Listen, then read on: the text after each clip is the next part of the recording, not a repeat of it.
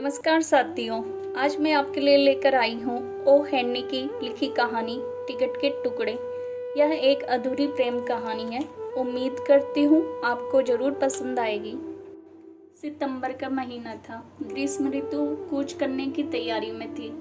Doctor ने एक अरसा पहले से ही हॉस्पिटल जाना बंद कर रखा था, किंतु जब कभी आपातकालीन स्थिति आ जाती या कोई गंभीर मामला होता तो उसे तुरंत ही हॉस्पिटल बुलवा लिया जाता।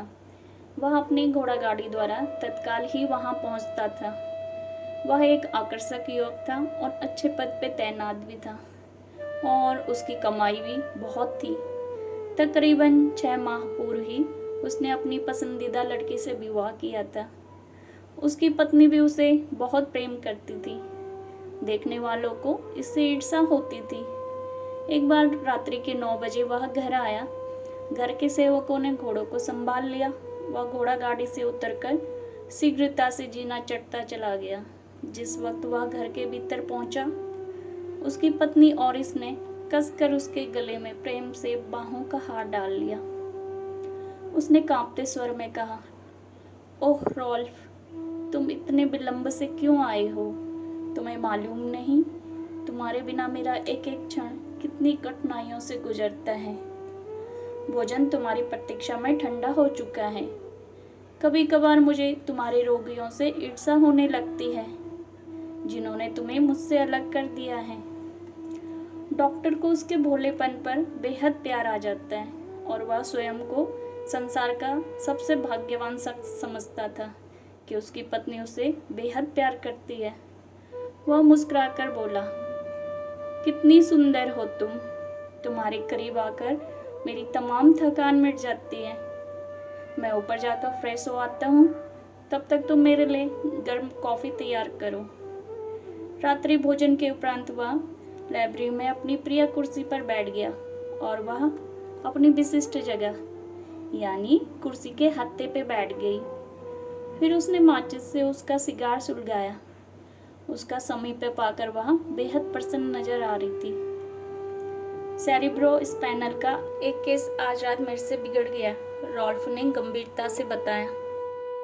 तुम मेरे करीब होकर भी मेरे नज़दीक नहीं होते प्रिय, उसने कहा। तुम्हारे जहन में प्रत्येक समय तुम्हारा कारोबार चलता रहता है, यहाँ तक कि तब भी जब मैं यह सोचती हूँ कि इस समय तुम सिर्फ मेरे हो मेरे। डॉक्टर हंस दिया। चलो खैर, जाने दो, उसने दीर्घ सांस भरी।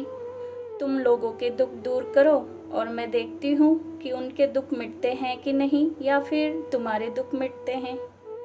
एक क्षण सोचने के बाद वह बोला, यह मसला बेहद विचित्र ही तरीके का है।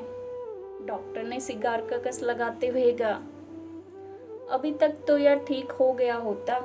मैंने उसका उपचार भी किया था, और वह बिना कुछ कहे मेरे हाथों से मृत्यु को प्राप्त हो गया। कुछ क्षण बाद उसने पुनः कहा, मुझे विश्वास है कि वह मृत्यु चाहता था। कदाचित वह किसी से प्रेम करता था। प्रेम? वह चौंकी।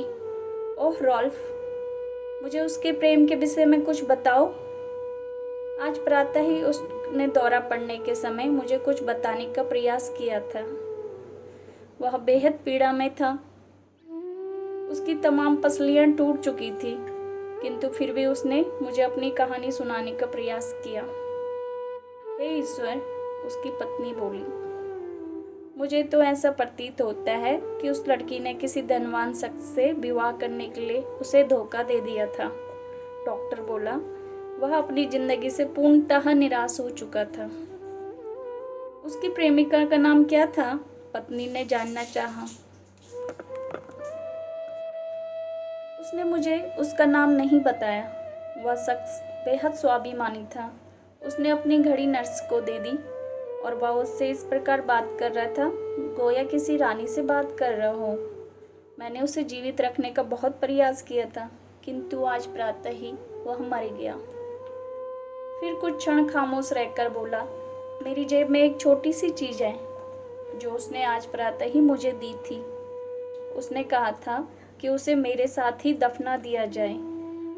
उसने मुझसे कहा कि एक रात वह उस लड़की के साथ कार्यक्रम में जा रहा था।